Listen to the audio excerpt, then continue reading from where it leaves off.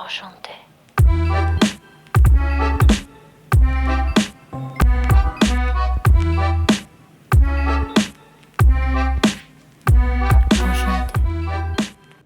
Pinheads est la série de podcasts qui interroge des femmes clés du secteur de la finance. Elles incarnent une vision, un parcours, une fonction et elles apportent un regard différent sur la finance en livrant des anecdotes sur leurs expériences et leur expertise métier.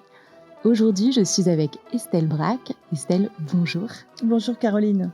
Estelle, moi ce qui m'a marqué quand j'ai étudié un peu ton profil avant de te recevoir, c'est l'éclectisme de tes activités et de tes expériences, puisque tu es économiste et spécialiste des questions bancaires et financières. Tu as fondé ton propre cabinet de conseil en stratégie Pyralité, dont tu es également la présidente. Et avant de te lancer dans cette aventure entrepreneuriale, tu as travaillé pour le groupe BPCE et notamment comme chief économiste pour les paiements.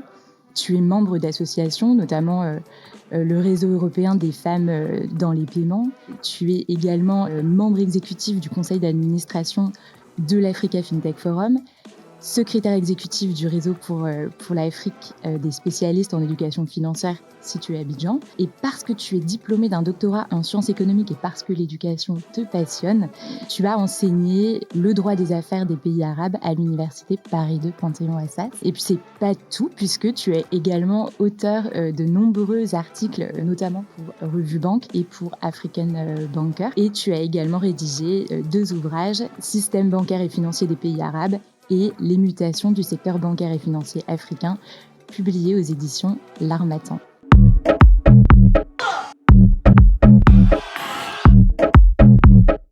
Tu as étudié l'arabe littéral. Est-ce que tu t'en sers au quotidien ? Pas véritablement. J'ai du mal à m'en servir parce que quand je parle l'arabe littéral à des Arabes, tu sais, l'arabe est 2 distinctions. L'arabe littéral, c'est l'arabe de la langue officielle, c'est l'arabe Fusha, qui est parlé en Irak, qui est parlé en Syrie. Et donc finalement, l'arabe littéral, je ne l'utilise pas au quotidien. Par contre, ça a été un très, très bel apprentissage parce que c'est apprendre un alphabet, une autre façon différente d'écrire. C'est intellectuellement très structurant. L'arabe, c'est très carré. Donc, ça fait partie des choses que, en fait, j'ai apprises. Et c'est aussi un fil directeur. Ce qui m'intéresse, c'est d'apprendre continuellement. Et l'arabe littéral a été une des choses que mon parcours professionnel m'a amené à apprendre. Et effectivement, ça fait partie du fil directeur puisque tu as orienté tes études et l'ensemble de ton parcours professionnel autour de la finance en Afrique. Qu'est-ce qui a motivé ton choix ? Mais quand j'étais en DEA à l'époque, donc en Master 2 à Assas, en économie internationale, je me suis adressée au professeur que je trouvais le plus sympa et en lui disant je veux faire une thèse sur la contribution du développement bancaire, monétaire et financier sur le développement économique. Et il a trouvé l'idée intéressante et je lui ai dit par contre il me faut un pays pour étudier. Il m'a dit viens en Tunisie, c'est sympa, il fait bon. Et j'ai dit ok banco. Et donc je suis partie faire ma thèse sur la Tunisie. Donc c'était mon premier pas en Afrique, à l'époque l'Afrique du Nord. J'ai trouvé en Afrique encore une fois, intellectuellement, un endroit propice pour m'amener à penser différemment les choses, à réfléchir différemment, à apprendre et finalement pas mettre en œuvre ce que j'avais déjà appris en Europe dans mes études. Finalement, l'Afrique, je trouvais hyper intéressante parce qu'elle est de nature à susciter réflexion out of the box, comme on dirait, et aussi la créativité. Donc une forme d'innovation vraiment très marquée. Et puis les gens sont très sympas. Et donc, la finance en Afrique, c'est un des fils directeurs, mais l'autre dénominateur commun à tes expériences, c'est la formation, puisque tu as été professeur à l'université, tu es auteur, membre de fondations, associations orientées autour de l'éducation financière. Tu es également mentor pour aider à la création de business florissants. Et la société que tu as fondée, Kiralité, est une entreprise de conseil et de formation. D'où te vient cette passion pour l'éducation et la formation ? Alors, peut-être parce que je suis issue d'une famille de profs, que moi-même, je me destinais à être prof. Logiquement, après le doctorat, je pensais que ma voie serait plutôt d'être maître de conférence à la fac, ce qui n'a pas... finalement, les choses orienté différemment pour moi, parce que je trouve encore une fois que égoïstement, si on peut dire les choses comme ça, égoïstement, quand on partage notre connaissance, eh bien ça nous rappelle que l'on sait des choses. Donc, c'est un peu l'aspect égoïste. Et après, de nature, moi j'aime bien partager. Et donc j'aime bien aussi quand l'on a quelque chose, quand on sait, on a appris des choses, on a un savoir-faire. Je trouve que de partager par la formation, c'est extrêmement intéressant et valorisant et en même temps peut-être assez naturel aussi. Sur l'aspect éducation financière, c'est véritablement aussi, ne serait-ce que discuter avec les gens, d'échanger avec eux sur leur comportement financier et de leur faire des propositions un peu alternatives ou un peu différentes selon ce qu'ils ont l'habitude de faire. Donc ça n'est pas forcément quelque chose de très compliqué, mais c'est d'abord un échange et peut-être contribuer à apporter des éléments aux autres qui peuvent peut-être, à la marge ou pas, les amener à améliorer leur quotidien. Et l'inclusion financière, ça fait partie aussi intégrante de ton parcours. Comment est-ce que l'éducation peut-elle favoriser l'inclusion financière? Alors c'est aujourd'hui démontré que l'éducation financière est un élément primordial dans l'ensemble plus vaste de l'inclusion financière. J'ai tendance à dire que l'inclusion financière, c'est plutôt l'aspect quantitatif quand l'on cherche à élargir le nombre de personnes qui ont accès à des outils de services financiers digitaux en dehors du cash pour les paiements, mais plus simplement le crédit, l'assurance. Donc de ne pas avoir accès à de la microcrédit, micro-assurance et à l'épargne, quel que soit l'endroit dans lequel il se trouve. Alors dans un contexte européen, on est tous bancarisés à 99%, donc on a déjà accès à un compte bancaire.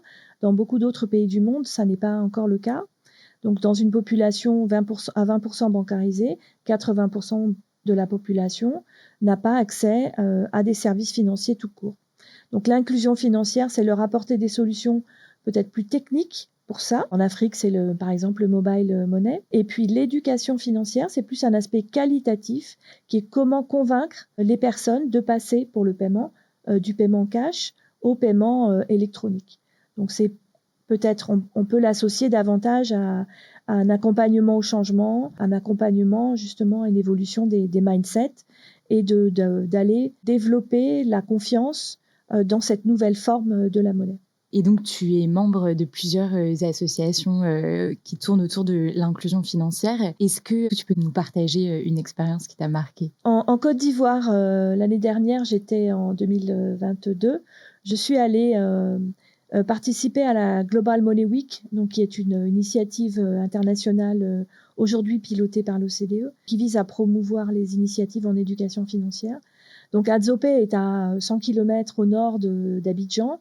Donc Abidjan, c'est une ville capitale de la Côte d'Ivoire qui est assez dynamique. Et dès que tu vas un peu plus au nord, eh bien, tu te rends compte que la connectivité téléphone à 4G n'est pas aussi automatique. Tu demandes le Wi-Fi, personne, enfin, il y a peu de Wi-Fi. Et finalement, on a formé une grande assemblée de professeurs, de parents d'élèves dans une très très grande salle. Je pense qu'il y avait à peu près au moins 300 personnes. Mon associé en éducation financière, Félix, m'a tendu le micro, m'a dit ben, maintenant c'est toi qui vas former les gens et leur parler de comment gérer leur budget et épargner. Et en fait, c'était très intéressant voilà aussi d'échanger avec toutes ces personnes et d'avoir leur retour.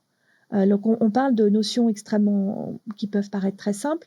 Par exemple, le fait de dire que tu vas lister tes dépenses et tes recettes et de considérer que la première de tes dépenses doit être ton épargne et non pas la dernière s'il reste un petit peu d'argent à la fin du mois. Et donc voilà, d'échanger avec ces personnes-là, ne serait-ce que sur ces bases-là, de me positionner aussi, de m'obliger moi à me positionner dans un contexte ivoirien et non pas de venir raconter une histoire que j'aurais expérimentée en Europe. J'ai trouvé ça très intéressant et très enrichissant. Et c'était quoi alors le challenge de cette expérience? Mais le challenge, c'était ça, c'était d'oublier que je venais d'Europe et que j'avais des codes européens et que, par exemple, nous, on a des codes, on est tous bancarisés avec une carte bancaire, et de me mettre à la place de personnes qui n'ont pas forcément en plus beaucoup de moyens, et de passer un message qui soit convaincant en leur disant que même si tu épargnes ne serait-ce que 5 euros, l'équivalent de 5 euros ou 4 000 ou 5 000 CFA par semaine, à la fin du tu peux quand même avoir une petite cagnotte et de convaincre que aussi ces personnes-là que moi, la blanche, pouvais véhiculer un message convaincant. Et C'est apparemment, c'était bien passé. parfait. J'aimerais aborder en fait ton aventure entrepreneuriale parce que beaucoup d'entrepreneurs en fait disent qu'il faut être passionné pour entreprendre parce que ce sont des longues nuits de travail. Qu'est-ce qui te passionne? Pourquoi en fait avoir créé ton entreprise? Je pense que c'est quelque chose que j'avais envie de faire depuis longtemps. Je pense que c'est arrivé aussi à un point nommé une fois que, alors voilà encore une caractéristique féminine, nous on a besoin d'être rassurés d'être ceinture bretelle et de dire bon, après 20 ans d'expérience professionnelle, je peux considérer que je connais quelque chose, donc quelques éléments, et que peut-être je peux à mon tour en faire une entreprise. Donc c'est aussi à un moment donné, je me suis sentie à point nommé et suffisamment confiante. Le fait de créer cette société s'est retrouvé aussi à un moment donné où voilà, je pense que le temps dans la banque était terminé pour moi aussi. Donc, disons que j'étais un petit peu bousculée à cette époque-là, et finalement, bien, ça m'a poussée à le faire. Donc, j'étais un petit peu, j'attendais depuis longtemps l'occasion, et l'occasion s'est présentée. Et on m'a dit maintenant, voilà, faut le faire maintenant. Oui, c'est passionnant parce que, enfin, il faut être animé de quelque chose qui t'emporte et qui t'amène aussi à dépasser les difficultés du quotidien. Une des difficultés enfin, tu vois, j'étudie le financement des PME depuis longtemps en tant que mentor, et j'ai expérimenté finalement en me disant mais c'est vrai, je le savais. Eh ben la question de la gestion de la trésorerie et le fait que tu travailles avec des clients qui sont parfois très très lents à payer, et donc il faut en même temps gérer ça. Donc ça, c'est l'aspect financier où tu vas te rendre compte que tu es vraiment dans la réalité. Et c'est passionnant parce que je rencontre des tas de personnes qui sont passionnantes. Et j'ai aussi cette liberté de choisir les clients, et en même temps cette liberté quelque part de proposer mes services, quelque part c'est aussi beaucoup composé de surprises, et tu peux passer des phases un peu compliquées dans lesquelles tu vas répondre, et on pourra y revenir, mais dans ton quotidien, où tu réponds à des appels d'offres, tu cherches des nouveaux contrats, et puis il ne se passe rien, et tu déposes, tu envoies des réponses à des appels d'offres, et tu n'as pas de réponse pendant des mois. Et puis, tout d'un coup, un jour, tu reçois un mail de quelqu'un que tu ne connais pas, dont tu n'as jamais entendu parler, et qui te propose une mission extrêmement intéressante. Et voilà, c'est un peu aussi jongler avec cet inconnu. Et donc, ça t'amène aussi à avoir confiance en toi, confiance en une espèce de, voilà, de logique, de s'abandonner à quelque chose qui est peut-être un peu moins carré que ce qu'on a l'habitude de voir dans le monde salarial. Ton entreprise s'appelle Chiralité. Ça veut dire quoi, chiralité? Chiralité, c'est un des principes de base de la chimie du vivant, qui fait que les éléments, comment dire, les plus petits, les molécules qui composent la forme de la vie dont nous sommes issus sur la Terre, les éléments ne sont pas symétriques. C'est-à-dire que tu as l'exemple des mains. En fait, tes mains ne sont pas superposables l'une sur l'autre, elles ne sont pas symétriques. Si je les pose l'une sur l'autre, mes pouces sont à l'extrémité. Donc c'est ça le principe de la chiralité. Donc ça vient c'est mon père qui est biochimiste et qui travaille sur l'origine de la vie. Je me suis adressée à lui en lui disant écoute, tu n'as pas une idée de nom pour ma boîte? Il m'a dit tiens, ça c'est bien. Et donc du coup, j'ai transformé l'orthographe pour intégrer le K d'une autre nom de famille, et à la fin ajouter un K, le IT de IT, un peu technologie, et voilà. Donc c'est un petit peu ça aussi, c'est l'aspect entrepreneurial, qui est un peu de chercher du collectif, de piocher, de créer. C'est vraiment de la création, et parfois de se permettre de la créativité qui rejoint un peu le côté amusant de la chose.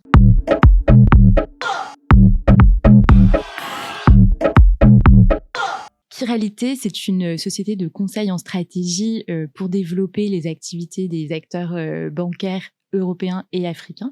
Est-ce que tu peux nous expliquer en quoi consiste ton métier? Alors, l'activité de Chiralité, c'est d'accompagner des acteurs dans leur développement sur le continent. Donc, soit obtenir de nouveaux marchés, pour des clients entreprises, ou bien c'est participer à des projets pour des gouvernements, des banques centrales qui veulent améliorer, par exemple, les niveaux d'inclusion financière, mettre en place des programmes d'éducation financière. Et là, on va plutôt faire des études de diagnostic, des études d'opportunité, des missions sur le terrain pour rencontrer les acteurs et faire des recommandations, des rapports de recommandations. Donc en fait, on fait un petit peu donc on est dans le domaine des services financiers, mais on peut avoir des activités assez larges. Il y a aussi, comme tu l'as mentionné tout à l'heure, la partie formation. Donc on va former des acteurs des banques centrales, par exemple, sur les services financiers digitaux, le paiement mobile, les monnaies crypto, les monnaies digitales de banque centrale, etc. J'ai l'impression qu'une grande partie de vos activités sont tournées vers l'Afrique. En tout cas, c'est marketé comme ça sur les réseaux sociaux. C'est quoi les enjeux du développement en Afrique? Et surtout, est-ce que tu as remarqué des tendances, des différences entre les pays? Oui, chaque pays est différent. Parce que ce que l'on voit, c'est des subtilités de différences culturelles dans les différents pays. L'Afrique, c'est grand, c'est un grand continent, c'est beaucoup plus grand que l'Europe, même en superficie. Il y a 54 pays. Tu as des pays d'influence diverses, anglophones, lusophones, francophones, pour les derniers 150 ans, mais il y avait déjà une présence culturelle antérieure qui dessine un petit peu aussi la structure culturelle et la façon dont les gens font du business en Afrique. Donc ça, c'est déjà quelque chose que l'on ne perçoit pas forcément quand on regarde depuis l'Europe ou les États-Unis et on se dit, le monde francophone fonctionne comme la France, le monde anglophone comme l'Angleterre et en fait, c'est très très différent et notre valeur ajoutée, elle est aussi d'être très ancrée dans le local et de connaître ses spécificités. Et par exemple, tu fais pas du tout le même business de la même façon quand tu es au Cameroun, quand tu es en Côte d'Ivoire, quand tu es au Sénégal. Donc c'est très très très différent. Donc il y a aussi un grand apprentissage et c'est aussi notre valeur ajoutée. Et c'est parce qu'on est un peu, Chiralité, moi je la vois aussi comme un peu une bande. Au sens bande de potes professionnels, mais de gens en qui moi j'ai 100% confiance et j'espère aussi 100% confiance en moi. Et je travaille principalement, exclusivement avec des gens qui ont déjà longtemps travaillé en Afrique, qui sont pour la plupart, quasi exclusivement, des ressortissants africains, directement, nés en Afrique ou nés en Europe et dont les parents sont nés en Afrique. Donc on est vraiment très très ancré dans le local. L'inclusion financière, on l'a dit tout à l'heure, ça fait partie intégrante de tes activités. C'est considéré comme un facteur de réduction de la pauvreté et un facteur de prospérité. Est-ce que Chiralité a pris part à des projets qui ont rempli cet objectif et est-ce qu'il y en a un dont tu es particulièrement fière? Alors oui, tout à fait. Alors on a directement participé jusqu'à maintenant à des projets d'élaboration de programmes d'éducation financière. On l'a fait pour l'Observatoire de la qualité des services financiers en Côte d'Ivoire.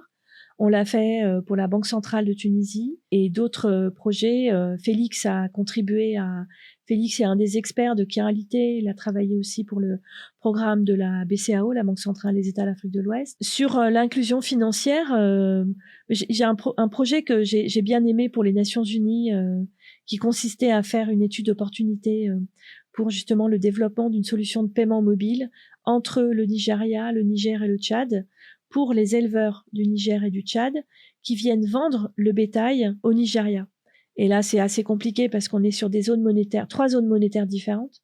Afrique de l'Est, Afrique de l'Ouest, Afrique centrale, le CFA aussi, et le Nigeria qui était en ERA. Et donc, c'était vraiment challenging de comprendre un peu tous les enjeux.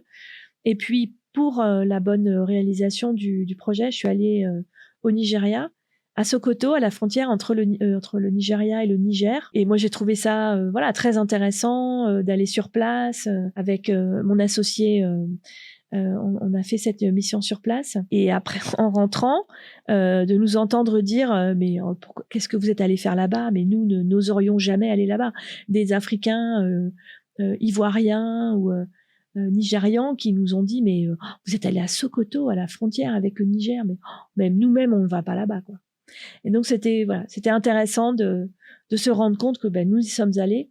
Finalement, tout s'est très bien passé. On a rencontré des gens très sympas et on a vu de nos yeux les marchés de bétail à perte avec des têtes de bétail à perte de vue à la frontière, et c'était très très intéressant. Est-ce qu'il y a un projet au sein de Kiralité qui t'a particulièrement marqué, pas seulement au sujet de l'inclusion financière, de manière plus globale? Là, pour l'instant, le tout dernier en date que j'entame juste, le projet de piloter DDM Project pour les Américains, donc en portugais, Dinheiro Digital est meilleur, la monnaie digitale est meilleure, enfin en tout cas promotion de la monnaie digitale en Angola. C'est quelque chose qui me marque et qui m'a marqué puisqu'on revient de la mission exploratoire en Angola.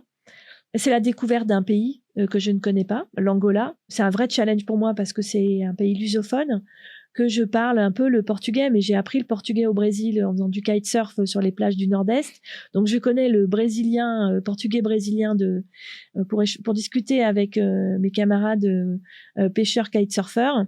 Et là, je me suis retrouvée à faire toute seule une réunion avec la Banque centrale du Nigeria, la Banque centrale de l'Angola, en portugais. Bon, je crois que je m'en suis à peu près bien sortie, mais voilà, ça m'a bien marqué. Et c'est de découvrir encore une fois, en étant en Angola, un nouveau pays. C'est l'Afrique. Alors, je suis arrivée, j'ai dit mais c'est pas l'Afrique ici parce qu'on a des immeubles neufs, les routes. Enfin, on sent que l'Angola a quand même investi dans les infrastructures. Et puis en même temps, en sortant un petit peu du cœur de la ville, je retrouve mes marques, ce que j'appelle l'Afrique, mais avec des routes en terre battue. Donc en fait, c'est encore une Afrique différente que je ne connaissais pas. Tu vas bientôt repartir pour une mission longue en Angola. C'est quoi l'objectif de cette mission? L'objectif, c'est de promouvoir l'inclusion financière et l'éducation financière en Angola.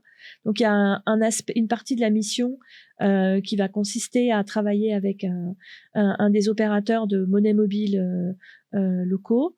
Et l'autre partie de la mission qui consiste à proposer, d'accompagner, enfin c'est de l'assistance technique aux autorités, aux associations qui font déjà de la formation, qui accompagnent les chauffeurs de taxi, pour les inciter, les convaincre, leur apporter des éléments pour les aider, transformer une partie de leurs transactions en cash, en espèces, vers de la monnaie mobile. Vous choisissez vos projets avec un souci d'éthique et s'ils ont un impact potentiel important sur les populations.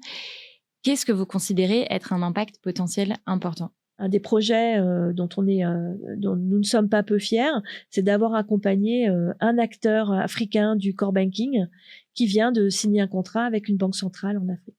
Donc là, c'est lui qui va équiper le système de core banking de cette banque centrale. C'est une nouveauté, c'est quelque chose de très nouveau. Les challengers, les concurrents internationaux n'ont tous signé jusqu'à maintenant de tels contrats avec des banques centrales. Et donc, ça va permettre aussi à cette banque centrale de faire évoluer ses propres systèmes d'information. Donc là, on est sur Sao Tomé, donc qui est un pays qui est en pleine en voie de digitalisation aussi.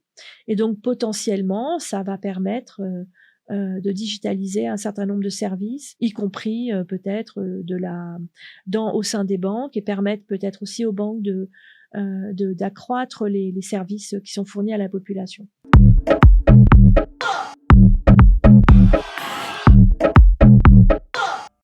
On en parlait en introduction, tu es membre du réseau européen des femmes dans les paiements. Quels sont les enjeux de cette association?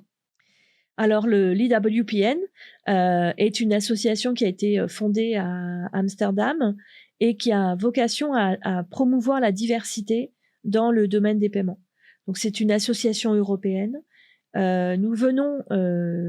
Je suis rentrée hier de Vienne, nous venons de tenir notre conférence annuelle.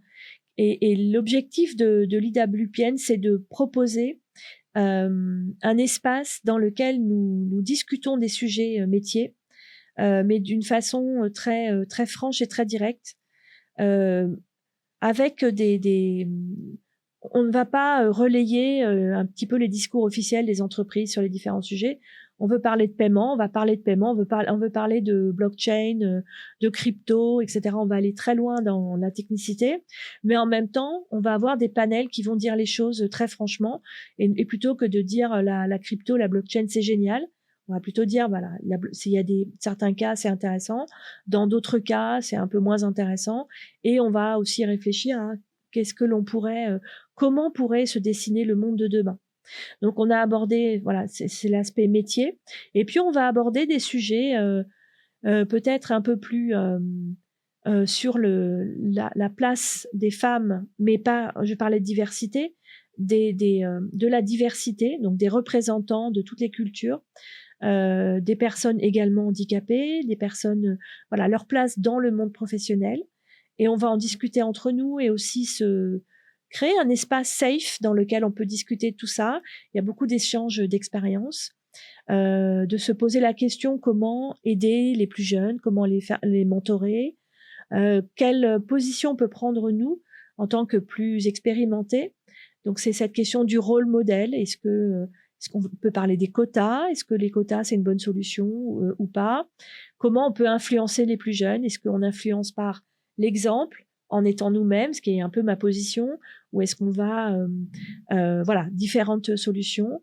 Et puis également aborder des sujets. Alors là, pour le coup, c'est vraiment plus touchy et plus délicat. Mais donc, ce sont des conférences dans lesquelles justement on peut avoir le cœur un peu serré. Et là, par exemple, on a eu un panel sur le trafic humain et comment aussi, dans le domaine des paiements, nous sommes concernés par cet aspect-là, parce que dans le domaine des paiements, dans le trafic humain, tu as un aspect transfert de valeur monétaire et transfert d'argent, et comment dans les paiements, on peut apporter des solutions pour tracer, par exemple, ces opérations qui sont associées au trafic humain, au trafic de drogue, etc. On a eu notamment le témoignage d'une femme qui a subi ça elle-même, et qui a livré un témoignage, et voilà, elle nous raconte sa vie et comment elle en est sortie, et aujourd'hui, qu'est-ce qu'elle propose et comment elle accompagne aujourd'hui les gens. Donc voilà, on ressort de ces conférences très très motivés pour continuer, et encore une fois, toujours promouvoir cette ouverture d'esprit qui n'est pas réservée. Quand on parle de diversité, c'est pas que les femmes ou les personnes handicapées.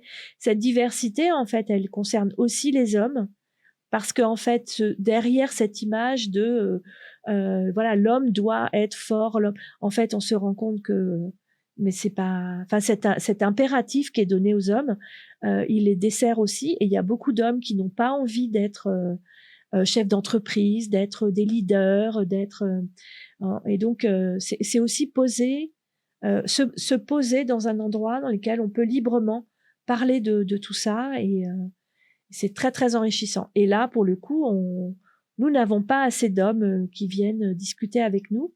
Donc les hommes ont peur ou ne sont pas encore prêts à venir. On a quelques-uns qui viennent et qui nous disent, mais qui repartent aussi gonflés à bloc.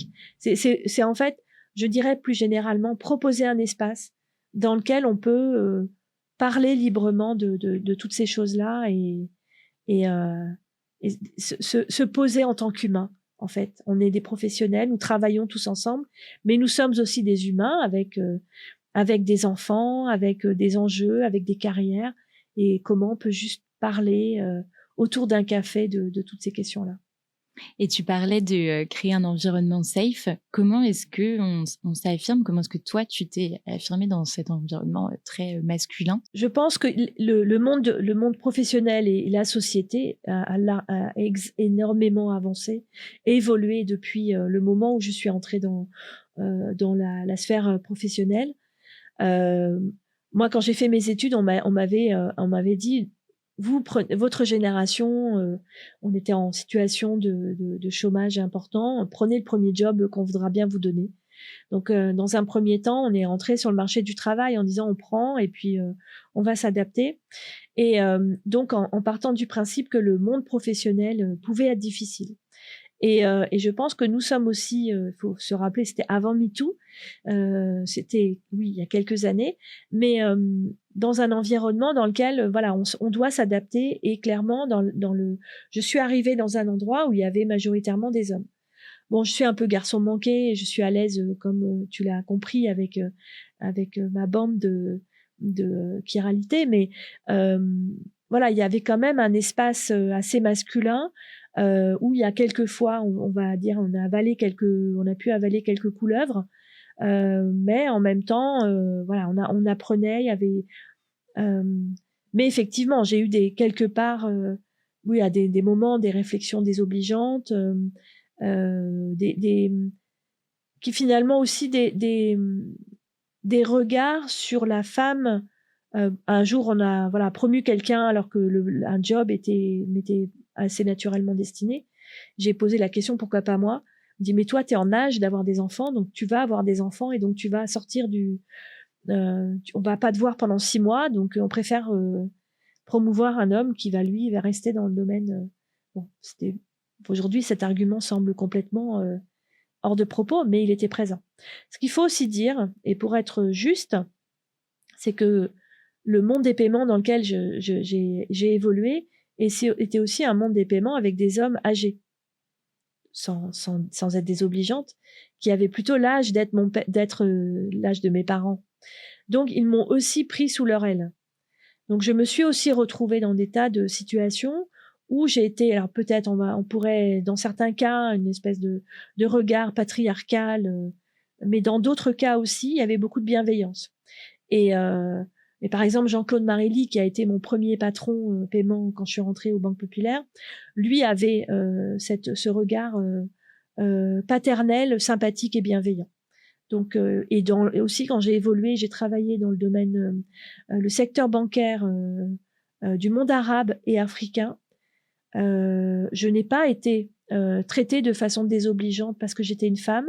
Au contraire, parce que j'étais reconnue et nous sommes encore très peu nombreuses, mais que moi j'étais vue comme quelqu'un d'intelligent et c'est un peu les seuls pays qui m'appellent docteur Estelle, mais voilà, et j'ai été mise en fait dans une position un petit peu privilégiée dans laquelle j'ai pu être écoutée. Il y a eu quelques cas, bien évidemment, de personnes qui ont pu faire des remarques désobligeantes, mais j'ai quand même été globalement très très bien accueillie. Donc voilà, c'est aussi une balance. Mais il y a effectivement des réflexions, des considérations, et parce que j'étais une femme qui n'ont pas servi. Mais il y a aussi le fait que on avait intégré comme le normal, et le fait à partir de 2018, quand j'ai intégré European Women Payment Network, l'IWPN, j'ai porté un regard critique sur des situations qui m'ont semblé normales à l'époque où je les vivais, et rétrospectivement, avec cette nouvelle paire de lunettes, j'ai regardé des situations en me disant, ah mais ça aujourd'hui je n'accepterai pas cette situation. Donc finalement ça aussi, et c'est quelque chose qui est de nature à te permettre oui, de te sentir plus à l'aise, de te libérer aussi, et on dirait en anglais de empowering, mais finalement je pense aussi de s'autoriser à être soi-même, voilà, aussi davantage, voilà. Et moi, plus le temps passe et plus je m'autorise à être moi-même.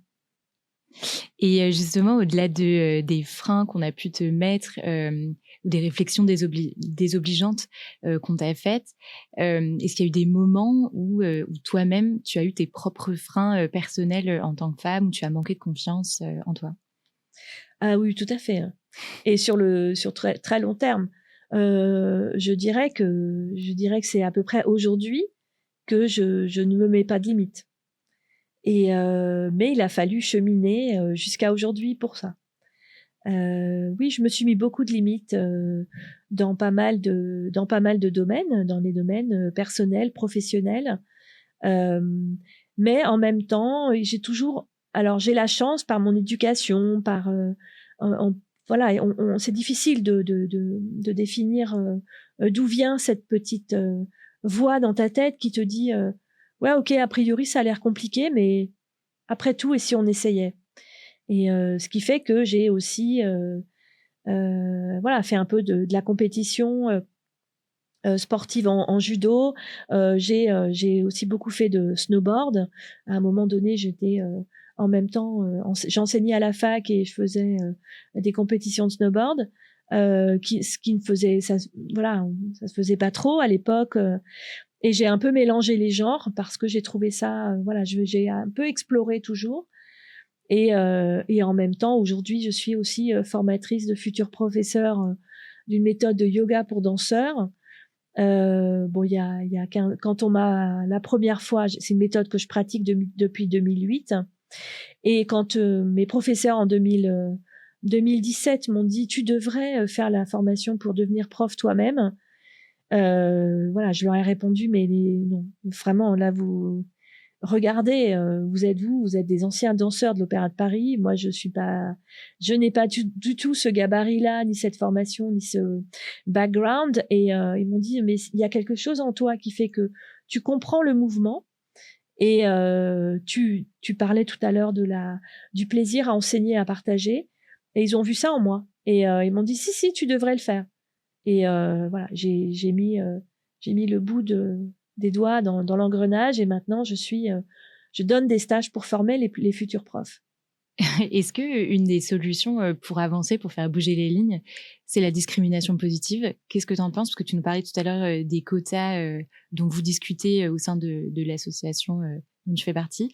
Qu'est-ce que tu penses de la discrimination positive et des quotas?